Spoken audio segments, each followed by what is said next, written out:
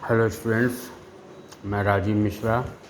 आज कक्षा 12 के लिए ये जो पाठ हमारा कल चल रहा था कैकेयी का अनुताप, इस पाठ के आधार पर हमने जो पढ़ी थी, अंतिम लाइन थी जो कल पढ़ी थी कि जनकर जननी ही ना जान पाई जिसको, कि जिस माता ने जिसे जन्म दिया जब वही उसे नहीं समझ सकी तो दूसरे लोग उसे कैसे समझ सकते हैं। आगे देखिए इसके बाद क्या है आज के लिए कि ये सच है तो अब घर लौट चलो तुम भैया, तुम लौट चलो तुम घर को, चौंके सब सुनकर अटल केकई स्वर को। तो केकई ने तुरंत बोलना शुरू करा। जैसे ही उन्होंने देखा कि उनके लायक पॉइंट मिला, अर्थात राम ने जो बात कही है वो केकई के पक्ष में थी, तो तुरंत ही केकई ने बीच में ही बोला क्या कि ये सच है कि हे राम, जो तुम कह रहे हो कि जिस माता ने जन्म दिया जब वही तुम्हें नहीं समझ सकी तो दूसरे कौन समझ सकते हैं। तो बोले अगर तुम्हारी ये बात कतई सही है तो हे राम अब तुम घर लौट चलो। चौंके सब सुनकर अटल केकई स्वर को। तो वहाँ जितने भी सभा में लोग बैठे थे उन्होंने केकई की इस अटल ध्वनि को सुना, अडिग ध्वनि को सुना, तो सबके सब एकदम चौंक गए। आगे लिखा है कि सबने रानी की ओर अचानक देखा, वैदब तुषारा व्रता यथा विदुलेखा।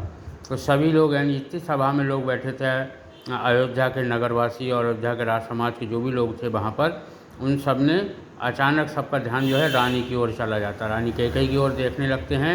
और जो देखने में कैसी लग रही कि वैधव्य यानी विधवापन।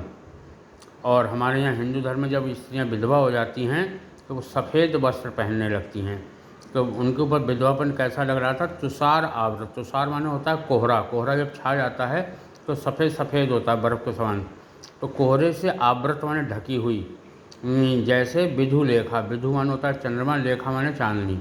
ये देखने में ऐसे लगे चंद्रमा की चांदनी सफ़ेद होती, उसी प्रकार कोई स्त्री जो है एकदम सफ़ेद वस्त्रों में उसी प्रकार की प्रतीत हो रही थी। बैठी थी अचल तथा के असंख्य तरंगा। अब वो बैठी कैसे थी, अचल होकर के असंख्य तरंगों से युक्त होने वाली गंगा के समान। जैसे गंगा में बहुत सारी तरंगें उठती हैं लेकिन फिर वो शांति से बहती रहती है, उसी प्रकार उसके मन में भी बहुत सी बातें उठ रही थी, अब वो शांति से बैठी हुई थी। वह सिंगी अभी हाहा गौमुखी गंगा, वो सिंगनी के समान, यानी जो कैकेयी महारानी कैकेयी थी वो सिंगनी के समान बहुत ही पराक्रमी थी। और जैसे गौमुख से गंगा निकलती है तो बहुत पतली धारा के रूप में निकलती है, अपने हरिद्वार और प्लेन एरिया में आकर के बहुत ज़्यादा विशाल रूप धारण कर लेती है, उसी प्रकार वो भी सिंगनी के समान बैठी हुई थी, गौमुख से निकलने वाली गंगा के समान। फिर क्या कहती हैं, हाँ जानकर भी मैंने न भरत को जाना, सब सुन ले तुमने स्वयं अभी ये माना। बोले हाँ ये बात सत्य है कि मैंने जिसको जन्म दिया इस भरत को मैं उसे जान नहीं सकी, और सभी लोग इस बात को सुन लें, हे राम तुमने भी इस बात को अभी मान लिया है। ये सच है तो फिर लौट चलो तुम घर भैया। बोले अगर हे भैया, हे राम, ये बात अगर सत्य है जो तुम कह रहे हो तो तुम अब घर लौट चलो।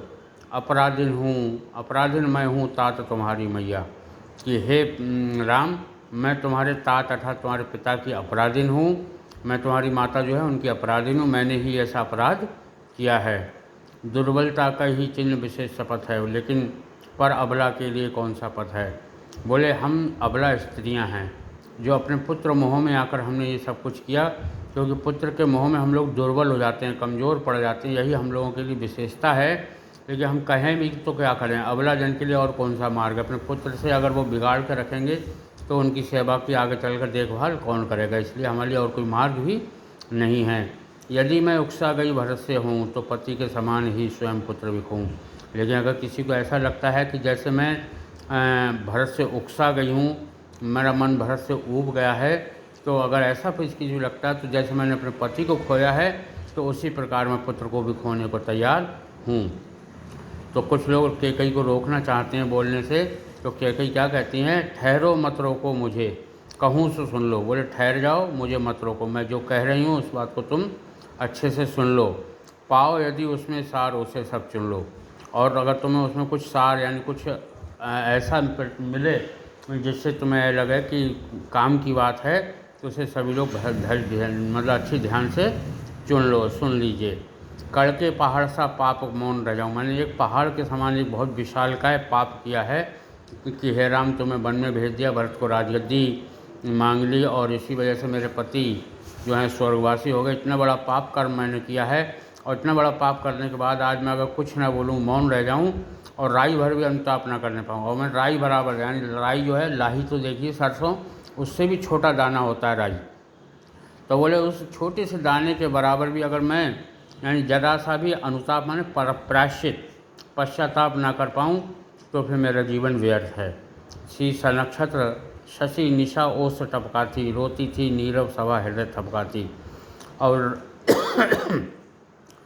रात्रि का समय था, आकाश में नक्षत्र माने तारे चमक रहे थे, शशि निशा और चंद्रमा भी दिखलाई दे रहा था, रात्रि थी, ओस टपक रही थी, ओस पड़ रही थी, रोती थी नीरव सभा, और जो वहाँ सभा में लोग बैठे थे नीरव यानी शब्द रहित, यानी सब शांति से बैठे हुए थे और रो रहे थे सभी लोग कैकेयी की बातों को सुनकर, और अपने हृदय को पीट भी रहे थे कि हम रानी के लिए इतना बुरा भला कह रहे थे, लेकिन इनके मन में तो ऐसी कोई भावना प्रतीत नहीं होती है।